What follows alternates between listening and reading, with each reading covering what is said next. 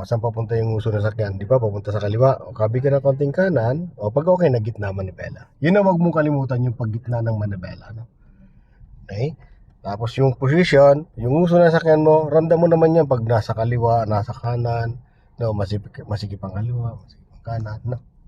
Sa pagliko, timing. Okay?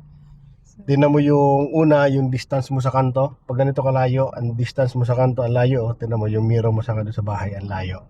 So, pwede ka nang kumabig niyan dahan-dahan. Pero tingnan mo kung may kasalubong ka. No? So, kabig ka nang dahan-dahan dyan.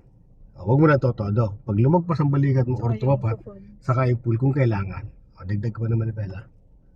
Yan. Yan. O, lumalapit na dyan. O, balik mo. 1. Pag dumiretso, saka yung pangalawa. Okay. O, patumbo ka dito, syempre. Yan. Dahil gitna. No. So, tingnan mo ngayon kung masikip ang kaliwa. Sabanti ka. Kasi hindi mo makikita yan. Pag malayo pa. Oo. Pag malayo, di mo matatansya yan. Kaya kailangan lapitan.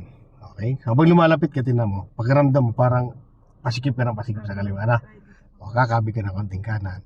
Pag nahiris mo na, gitna agad manibela. Yan. O, dito safe na. No? So, diretso ka lang. Hindi na masasabit kasi tingnan mo yung mirror. May distansya. Okay? Dito Opo, malaki rin. So, liliko naman tayo ng kaliwa. So, ang timing dyan, syempre, yung distance mo sa kanto, tingnan mo kung gaano kalaki. Yan, ganyan na. O, yan. Pwede nang kabigin mo na. Kahit todo mo na, pwede. Kaya lang, sisikip ka naman sa may takip na yon. So, pag lumapit ang uso ng sakyan mo dyan, lapit mo po doon. Pag lumapit na yung uso ng sakyan mo dyan, syempre, lalayo-layo mo na, Yan. Iikutin mo ni Bella pa kaliwa na. Ay, pa kanan. O, ikutin mo na.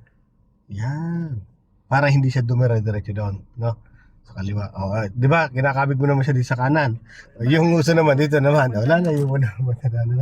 Kaya yung pagkabig, kailangan kontrolado mo lang. Hindi pwede yung kabig sagad sa kaliwa, sagad sa kanan. Kailangan igitna mo pag okay na. Kagaya nito, matutuwid na natin. Apo. Hindi pa pwede gitna. Igitna mo muna. Ayan o. Malapit na. Kanti pa. Kanti pang kaliwa. Ayan, gitna na. O, hanapin mo gitna niyan. No? Okay, diretso. Tinan mo yung uso ng sakyan. Papunta dito bandang kanan. Kumabig ka ng kaliwa. Konti lang. Okay? Tinan mo, punta naman siya sa kaliwa. Kabig ka ng konting kanan. Then gitna. Ganun na. Pag ganun lang yan. Kanan, kaliwa, gitna. Okay? Yeah, so masikip. May e-bike sa katong sakyan na to. So, medyo masikip sa e-bike. Kabig ka ng konting kaliwa. Ngayon, syempre, pag kabig mo ng kaliwa, sisikip na mo kaliwa. So, babalansin mo yan. Okay? Very good. O, silip ka rin sa kanan, tinan mo yung e-bike. Yung safe, parehas. O, diretso ka lang po. Basta safe, parehas, diretso. At pag nalagpasan ng mirror mo, huwag ka nang tumingin sa kanya, doon na sa unahan. Apo, yung attention natin nasa unahan. Ano po? Yan. Basta lumagpas ang mirror mo dyan, wala na problema. Yan, lagpas na. Dito na. O, so, diretso ka lang, Parehas, safe din, Pero tinan mong uso ng sakyan, papunta doon. So, abangan mo yung pagpunta ng sakyan doon, Pag lumapit na yun doon, kabigin mo ng kanan, ha? Yan. Very good. O, kumabig ka ng kanan. Kasi pasikip ka na sa kaliwa, Yan. Okay? So, dito, malayo nga mirror mo sa, sa pula, So, pwede kang lumapit-lapit dito. Pero, punta ka muna sa kotse na yan. Okay. Tapos, itong mirror, lagpas lang. O yan, pwede ka na kumabig dito para malayo dyan sa green. Pag nalayo mo na yung uso na sa akin dyan sa green, gitna mo lang, ha? O, gitna. Nalayo mo na.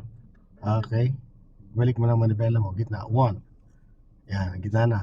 Tapos, hintay mo naman yung pagpunta doon. Oo. Kasi safe na yun. Opo. Yan, lapit doon. O, pag lumalapit na, layo mo na. Ayan. Paggalawin mo sa sakyan mo. Okay. Paras na, safe na. Sige. Gitna mo na pala. Gitna mo na. Okay, may kasalubong ka. Ayan Bayan mo siya mag-adjust. Siya na lang po.